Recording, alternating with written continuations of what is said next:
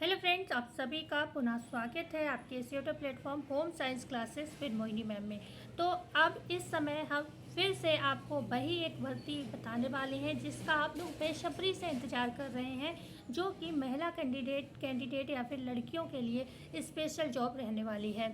इसमें मैंने आपको बताया था कि दो तरीके की पोस्ट हैं जिसे हम कार्यकर्त्री और सहायिका के नाम से जानते हैं।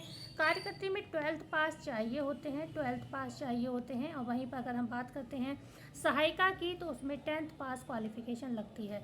दूसरी बात करेंगे आंगनवाड़ी में कार्यकर्त्री और सहायिका के विषय में। जो जिस ब्लॉक की भर्ती होगी उसी ब्लॉक के लोग आवेदन कर पाएंगे। मैं इसमें बताने जा रही हूँ कम से कम 30 से 32 ज़िले, इनफैक्ट इससे ज़्यादा ही ज़िलों में नोटिफिकेशन आउट हो चुका है।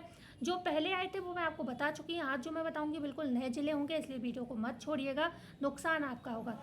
एक विशेष अपडेट, कार्यकर्त्री का जब आप फॉर्म भरते हैं तो आपको बता दें कार्यकर्त्री की सैलरी इस समय बेशक आपको कम लगे, लेकिन आपको एक सच बता दूं, ये कार्यकर्त्री की पोस्ट जो आज आपको नॉर्मल दिख रही है, ये आपको आगे आने वाले भविष्य में एक सुनहरा मौका दे सकती है, अधिकारी बनने का मौका। हाँ, कई बार ऐसा होता है कि कार्यकर्त्री का डायरेक्ट प्रमोशन हो जाता है सुपरवाइज़र या हमारे यूपी में जिसे मुख्य सेविका कहा जाता है उस पर, ठीक है। तो वो एक बहुत अच्छी सैलरी, गवर्नमेंट जॉब और गवर्नमेंट सारे चीज़ें आपको फ़ायदे यहाँ पर मिलते हैं। तो इसलिए इस नौकरी को कम सैलरी की सोच के मत करिएगा, ये सोच के करिएगा कि आपके आसपास की जॉब रहेगी और आपको ज़्यादा दूर कहीं जाना नहीं पड़ेगा। आपको 4 घंटे की मात्र ये जॉब होती है, 4 से 5 घंटे की जॉब होती है, ज़्यादा आपको ये भी नहीं है कि ना तो आपको कहीं बाहर रहना खाना जिसका खर्च उठाना है, और ना ही आपको ऐसा है कि बहुत ज़्यादा समय देना है। इसमें आप क्या कर सकते हो, अपनी साइड में तैयारी भी कर सकते हो, सरकारी नौकरी की तैयारी भी कर सकते हो। तो यहाँ पर मैं थोड़ा सा बच्चे ने डिस्टर्ब कर दिया, मैं शायद ये बोल रही थी कि यहाँ पर जो है सरकारी आपकी परमानेंट नौकरी है हो जाएगी और आपको दूर भी कहीं जाना नहीं पड़ेगा, कोई एक्स्ट्रा खर्च उठाना नहीं पड़ेगा। हाँ, सरकारी नौकरी की आप तैयारी भी कर पाएंगे, मैं ये बोलना चाह रही थी।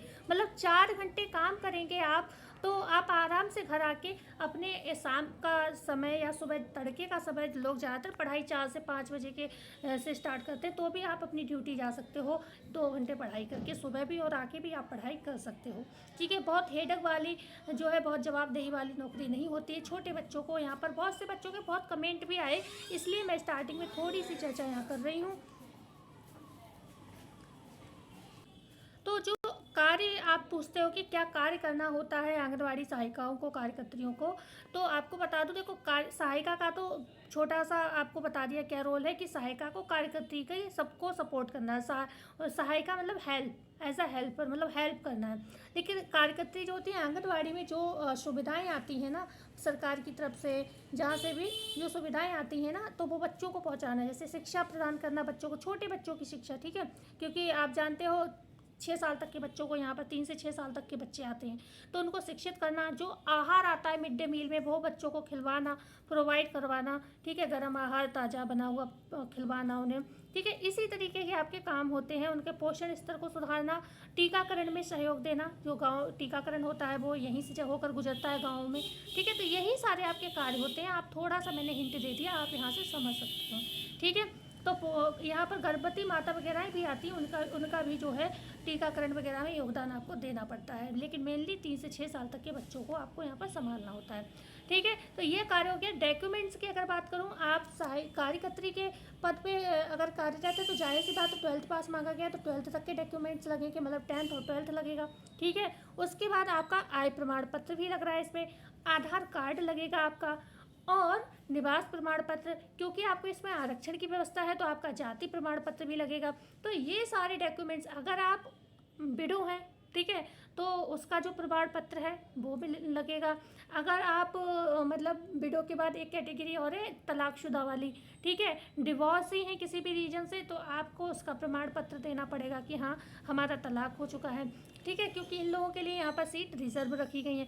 और इसके अलावा क्या जनरल वाले आवेदन कर सकते हैं? बिल्कुल कर सकते हैं। आप जनरल में आते हैं, बिल्कुल आवेदन कर सकते हैं, पर पहले जो आपकी कैटेगरी, मतलब पहले जो ये विडोज़ हैं या तलाकशुदा हैं या फिर जो SC OBC की कैटेगरी है, पहले उनको सिलेक्शन दिया जाएगा। मतलब मान लो किसी भी वार्ड में, ठीक है, ब्लॉक में 59 सीट जनरल के लिए रिजर्व हैं, लेकिन यहाँ पर SC OBC भी फाइट कर सकता है। यहाँ पर मतलब वो तो इधर आ सकता है SC OBC वाला, लेकिन जनरल वाले उधर नहीं जा सकते हैं। तो कहने का मतलब है कि आप आवेदन कर सकते हैं, लेकिन अगर आपके आपसे ज़्यादा नंबर वाले कौन है SC OBC वाले हैं, तो उनको यहाँ पर सीट दे दी जाएगी। उस केस में जितनी सीट बचेंगी वही जनरल वालों को मिलेंगी, ठीक है। तो इसलिए आप कर सकते हैं आवेदन और आपको जॉब भी मिल सकती है, ऐसा नहीं है। लेकिन ये है कि वो लोग रिजर्व कैटेगरी के हैं, तो ये उन्हीं लोगों को जॉब प्रोवाइड की जाती है। सबसे पहले हम यूपी आंगनबाड़ी भर्ती पर आ जाते हैं, और पहले ही साइड आपको दिख रही है, इसे क्लिक करेंगे यूपी आंगनबाड़ी भर्ती। तो मुझे लगता है आपने जो भी क्वेश्चन किए थे मैंने बता दिए हैं, इसके बावजूद भी कुछ रह जाता है तो भाई प्लीज़ आप लोग कमेंट सेक्शन खुला है, आप वहाँ से आवेदन कर सकते हैं। गाजियाबाद में आ चुकी है आंगनबाड़ी भर्ती विज्ञप्ति, 17 को ये आई है, 7 तारीख तक आप आवेदन कर सकते हैं, 7 अगस्त तक। रायबरेली अभी हम नोटिफिकेशन खोल के भी दिखाएंगे, आप पहले एक बार डेट को ध्यान से देख लें क्योंकि आपको आवेदन करना है। रायबरेली में आ चुकी है, रायबरेली में जो है 6 तारीख लास्ट डेट है आवेदन की। और लखीमपुर खीरी का लोग कमेंट कर रहे थे, तो अभी हम चर्चा करते हैं। बाराबंकी आंगनबाड़ी भर्ती आ चुकी है, और एक सेकेंड, सुल्तानपुर की आ चुकी है, शाहजहाँपुर की आ चुकी, देवरिया की आ चुकी, मैनपुरी, सिद्धार्थनगर, औरैया, श्रावस्ती, चंदौली, मुरादाबाद, वाराणसी, भदोही, आगरा, प्रतापगढ़, अलीगढ़, मथुरा, फरुखाबाद, मेरठ, बागपत, यहाँ पर इतनी आ चुकी है। कन्नौज का क्लोज हो गया, बिजनौर का भी चल रहा है, लास्ट डेट है 25 तारीख, ठीक है। एक्सटेंड कर दी गई क्योंकि इसकी बढ़ा दी गई है डेट, ठीक है। तो एक्सटेंड डेट है, तो आप यहाँ बिजनौर में भी आप आवेदन कर सकते हैं, ठीक है। तो और इसकी जो नीचे की इनकी डेट अभी निकल चुकी हैं, और बकाया जहाँ पर सीट खाली रह गई वहाँ पर भी रीओपन साइड हो रही है।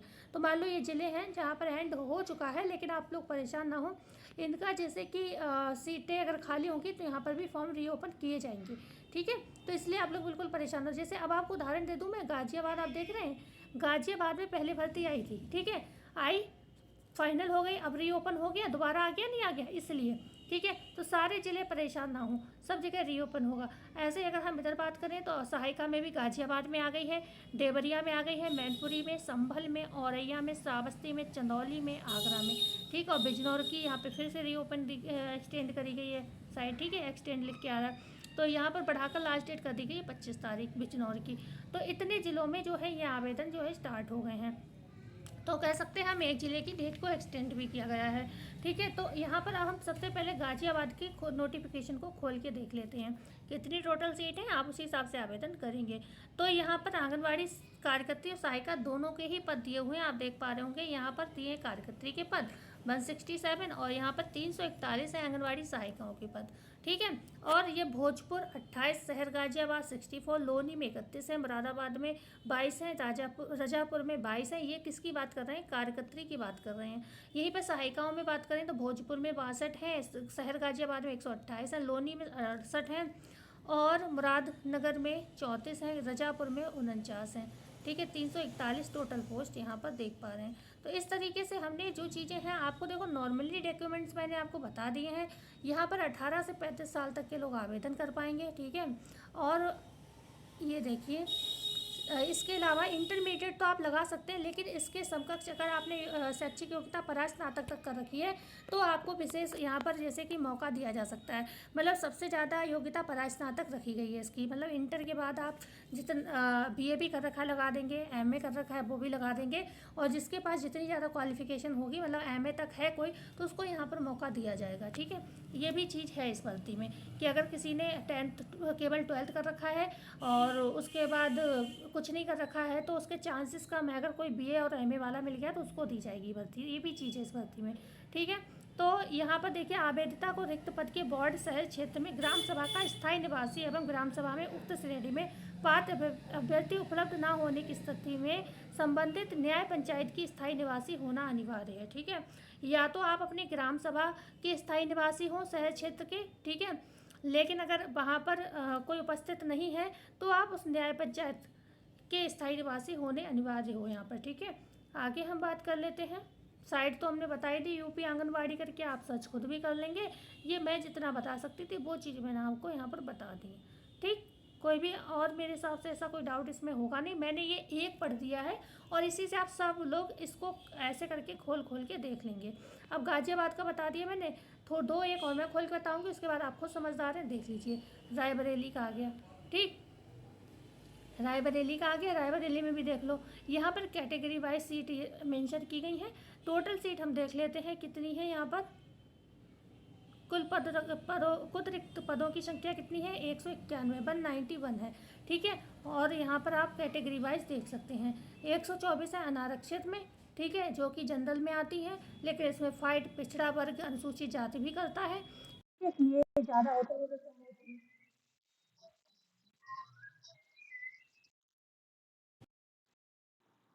ओके, आगे हम बात करते हैं। थोड़ा डिस्टर्ब हो गया से, ठीक। तो इस तरीके से आप इसको सारे को खोल के देख लेंगे, ठीक है। बाराबंकी का भी आप देख लीजिए। बाराबंकी में 166 है टोटल सीट कार्यकर्त्री की, ठीक, जिसमें आरक्षित अनारक्षित की बात करें तो 25 है। अन्य पिछड़ा वर्ग की 4695 है, ठीक है। अनुसूचित जाति की कितनी है, 25 है, और अन्य पिछड़ा वर्ग की 46 है, और यहीं पर अनारक्षित की बात करें 95 सीट है, ठीक है। और चीज़ें सारी सेम रहेंगी। 18 से 35 साल तक एज है। तो मेरे हिसाब से ये अपडेट मेरे हिसाब से अब आप लोग खुद देख सकते हैं। यहाँ पर आप टच करेंगे, आपका पूरा आपके ज़िले का आपके ज़िले का नोटिफिकेशन खुल जाएगा और आप यहाँ से आवेदन ईजिली कर पाएंगे। तो आई होप ये वीडियो आपके काफ़ी काम की रही होगी। अभी भी कोई क्वेरी है, कोई आप चाहते हैं कुछ जानना, तो हमसे कमेंट में पूछ सकते हैं। मिलते हैं ऐसे ही नई वीडियो में नई जानकारी के साथ। जब तक के लिए आप सभी का धन्यवाद। जाते जाते एक छोटी सी रिक्वेस्ट, वीडियो को सब्सक्राइब करना मत भूलिएगा, चैनल को लाइक करना मत भूलिएगा, क्योंकि आपके लिए बहुत सारी मेहनत हमें भी करनी पड़ती है। धन्यवाद।